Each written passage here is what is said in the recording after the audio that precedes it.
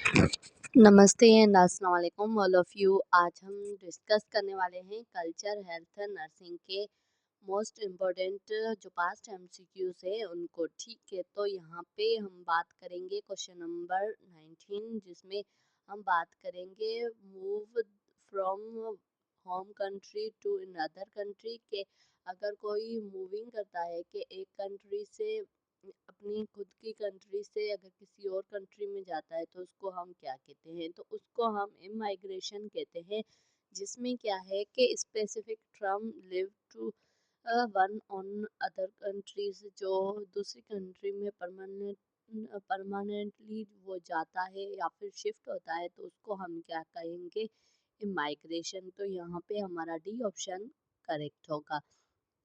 Question number 20 में हम बात करेंगे कि population arrangement shape at the given time side to B.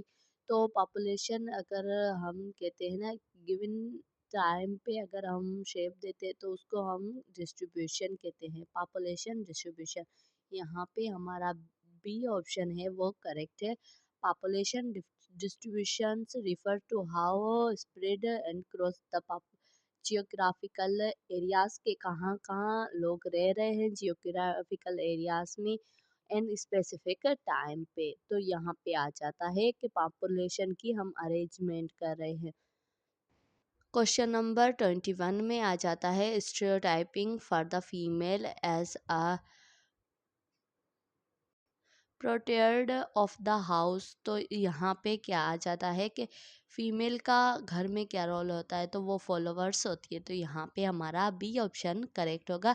The tradition gender stereotype male is often to cost and leader provider, female are stereotype for followers. ठीक है, और हमारा culture उनके हिसाब से फीमेल फॉलोवर्स होती है। ठीक है, उसके अलावा अगर हम बात करते हैं क्वेश्चन नंबर 22 की, जिसमें हम बात करेंगे which is not a female character in context stereotype। तो इनमें से कौन सा फीमेल करेक्टर नहीं है और कौन सा स्टीरियोटाइप है। ठीक है, तो यहाँ पे सेंसिटेबल, तो ये हमारे पास सही हो जाएगा क्योंकि फीमेल सेंसिटेबल होती है। तो यहाँ पे दूसरे नहीं, क्योंकि डिपेंडेड नहीं होती है, फेयरफुल नहीं होती है, तो यहाँ पे सेंसिटेबल होता है। तो यहाँ पे ई ऑप्शन हमारे पास करेक्ट होगा कि gender stereotype are negative traits for the fearful independence and female are sensitive nature positive and typically they are stereotypes. ये एक स्टीरियोटाइप है फीमेल का। ठीक है, क्वेश्चन नंबर 23 में हम बात करते हैं which is one of the character for the male context of stereotype. इनमें से कौन सा मेल का करेक्टर है।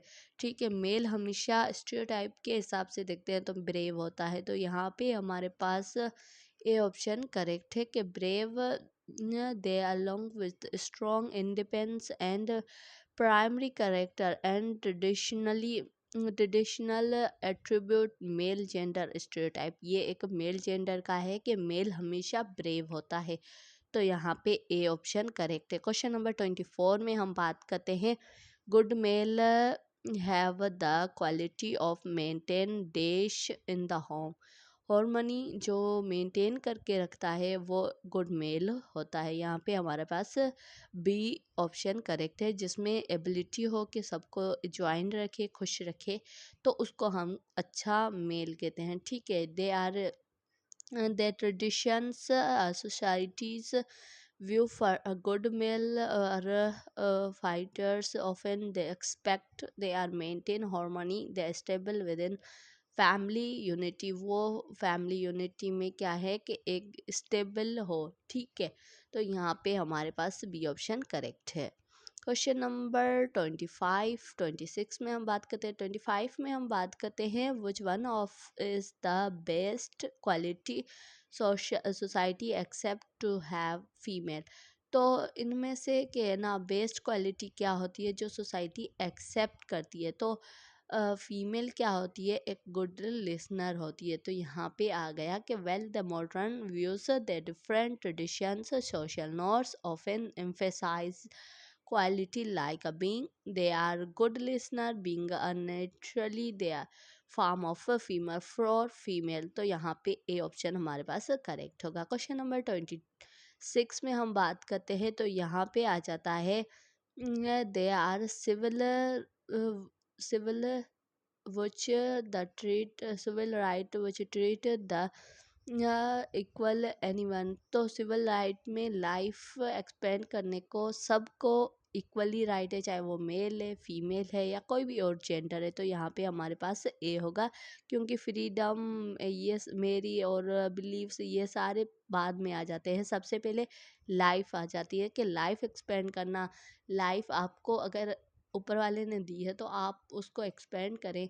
आप किसी को भी ये राइट नहीं होता है कि आपको आपकी जो लाइफ है वो छीने, ठीक है। तो ये सारी चीज़ें आ जाती है। उसके अलावा क्वेश्चन नंबर 27 में हम बात करते हैं, जिसमें हम बात करेंगे कि ना 27 में सनराइजिंग एबलर्स मॉडल प्रपोज बाय। तो सनराइजिंग एबलर मॉडल किसने प्रपोज किया था, ठीक है। उसकी अगर बात करते हैं तो यहाँ पे हमारे पास सी ऑप्शन करेक्ट है। जो मेडलन लेंगर ने क्या किया था, डेवलप किया था सनराइजिंग एबलर मॉडल को, और help to nurse provide culture और जो कल्चर केयर होती है वो देने के लिए, ठीक है। उसके अलावा क्वेश्चन नंबर 28 में हम बात करते हैं कि द काइंड ऑफ क्वालिटी और करेक्टर विच टिपिफाई और पर्सन एंड ग्रुप्स। तो कौन से ऐसे काइंड और जो भी क्या होते हैं, करेक्टर होते हैं जो आपको अलग बनाते हैं। तो वो स्टीरियोटाइप पे जो आपको अलग बनाते हैं, जिसमें आ जाता है stereotype involves using for the specific traits and characters to typify the categories inside the group of the people। वो क्या करता है, एक ग्रुप ऑफ पीपल में एक कैटेगरी बताता है कि इस कैटेगरीज के लोग हैं, ठीक है। तो यहाँ पे हमारे पास ए ऑप्शन करेक्ट है। क्वेश्चन नंबर 29 एंड 30 की बात करते हैं। 29 में हम बात करेंगे a noble professions which is now as the transculture humanist। तो नर्सिंग एक नोबल कल्चर है, यहाँ पे हमारे पास सी ऑप्शन करेक्ट है। क्वेश्चन नंबर 30 में अगर हम बात करते हैं तो 30 में आ जाता है कि ना the quality study of the quantitative study of the 5 process of human population is. तो उसको हम के 5 क्वालिटी की अगर क्वांटिटी की हम पॉपुलेशन में कोई भी ऐसी प्रोसेस कर रहे हैं तो उसको क्या कहते हैं, उसको हम डोमोग्राफी कहते हैं, जिसमें हम ओवरऑल सारी चीज़ें देखते हैं। यहाँ पे हमारे पास ई ऑप्शन करेक्ट होगा, क्योंकि इसमें हम स्पेसिफिक स्टडी करते हैं पॉपुलेशन प्रोसेस की, fertility, mortality, marriage and migration and social disabilities की, कि कितने लोग डिसेबल है, कितने मोर्टेलिटी, कितने डेथ हुए हैं, कितने माइग्रेट हुए हैं एक कंट्री से दूसरे कंट्री, कितने मैरिड हुए हैं, कितनी फर्टिलिटी है, कितने नए पैदा हुए। तो ओवरऑल हम लेते हैं। क्वेश्चन नंबर 31 में हम बात करते हैं social nor actually there weak norms but they have a great word. तो सोशल नॉर एक वीक नॉर है बट ग्रेट वर्ड है। तो यहाँ पे क्या आ जाता है, यहाँ पे हमारे पास डी ऑप्शन करेक्ट होता है, जिसमें आता है मैनर्स, जिसमें आ जाता है कि डी में हम करेक्ट मैनर्स जो होते हैं वो क्या करते हैं, वो आपकी actually weak notes for have a great worth.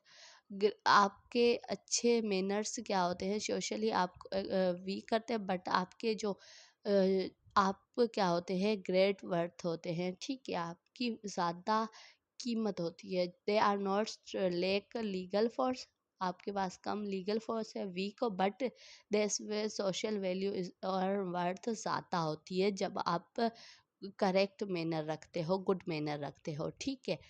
और उसके अलावा क्वेश्चन नंबर 32 में हम बात करते हैं the norms which designed maintain and force by the political authority, तो वो लॉ के हिसाब से होता है कि अगर कोई भी फोर्स कर रहा है लॉ के अकॉर्डिंग, तो यहाँ पे आ जाता है सी ऑप्शन, जिसमें law are the formal social norms stable and unforeseen by the government and political जो पॉलिटिकल बॉडीज होती है उनकी वजह से जो हमें लॉ मिलता है, तो उसको हम क्या कहते हैं, सोशल नॉर्म्स। ओवरऑल आ जाता है कि सोशल नॉर्म जो नॉर है वो डिज़ाइनी लॉ से होती है।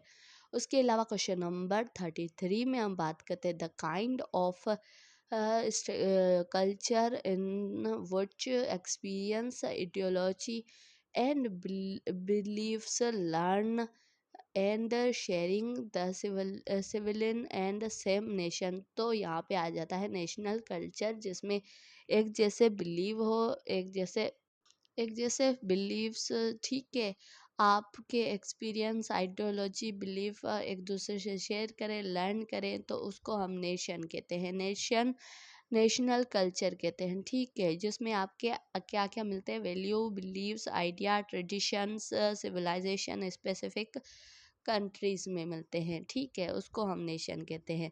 उसके अलावा हम बात करते हैं क्वेश्चन नंबर 34 की, जिसमें आ जाता है maladjustment of the newly admit student in the class well as the जो हॉस्टल ड्यू टू, तो उसमें आ जाता